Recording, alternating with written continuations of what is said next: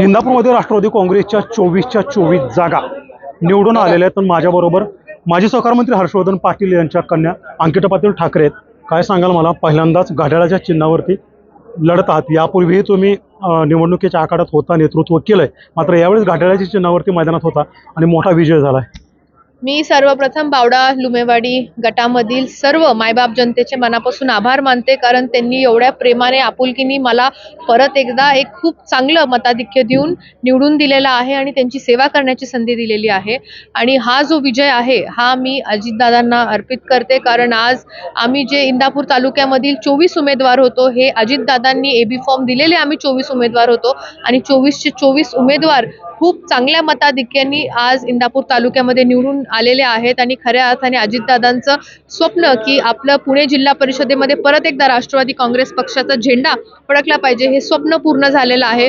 पण मनामध्ये एक मोठी खंत आहे की आज अजितदादा आपल्यामध्ये नाही आहेत. खरं तर दादांचं स्वप्न जे आहे ते तुम्ही सर्व आता पूर्ण करत आहात. राष्ट्रवादी काँग्रेसचा झेंडाही पुणे जिल्हा परिषदेवर फडकलाय, मात्र आज दादा नाहीत. हा आनंद पाहताना काय भावना आहेत दादा नाहीत? खरंच मनामध्ये खूप दुःख आहे, कारण दादा जिल्हा परिषदेच्या प्रचारामध्ये येत असतानाच विमान अपघातामध्ये त्यांचं दुर्दैवी निधन झालं. आणि जी दादांची काम करण्याची पद्धत होती, ज्या शिस्तीचे नेते दादा होते आणि ज्या पद्धतीचं म्हणजे विकास कामांची त्यांची गती होती, हे खऱ्या अर्थाने आम्ही आता जिल्हा परिषदेमध्ये म्हणजे आपण म्हणतो ना ते मिस करणार आहोत.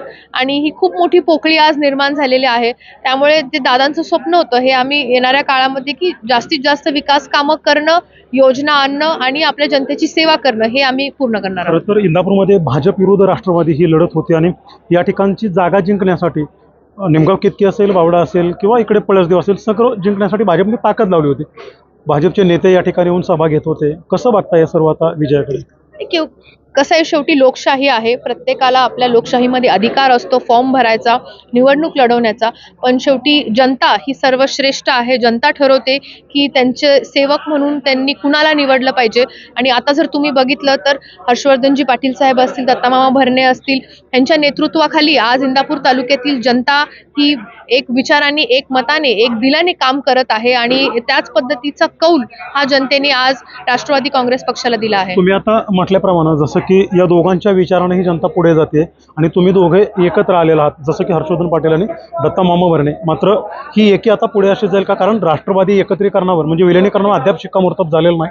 तुम्हाला काय वाटतं, पुढं दोन्ही राष्ट्रवादीचं विलिनीकरण होईल आणि दादांचंही ते स्वप्न होतं? मला विश्वास आहे की निश्चित पद्धतीने दोन्ही राष्ट्रवादी काँग्रेस पक्षाचं विलिनीकरण होईल, कारण शेवटी आज आम्ही राष्ट्रवादी काँग्रेस पक्षाच्या घड्याळ या चिन्हावरच सर्व उमेदवार आम्ही लढलेलो आहोत आणि सर्व उमेदवार आम्ही जिंकून आलेलो आहोत. त्यामुळे निश्चित पद्धतीने येणाऱ्या काळामध्ये एकत्रित पद्धतीनेच आम्ही सर्वजण मिळून काम करणार आहोत. खूप खूप धन्यवाद. तर यावरती अंकिता पाटील ठाकरे, भविष्यात दोन्ही राष्ट्रवादीचं विलिनीकरण होईल आणि ज्या पद्धतीनं आता आम्ही एकसंध झालेलो आहोत त्याच पद्धतीनं पुढे देखील दोन्ही राष्ट्रवादी एकत्रित येऊन आम्ही काम करू असा ठाम विश्वास त्यांनी व्यक्त केला. देवा राखोंडे, मराठी, इंदापूर.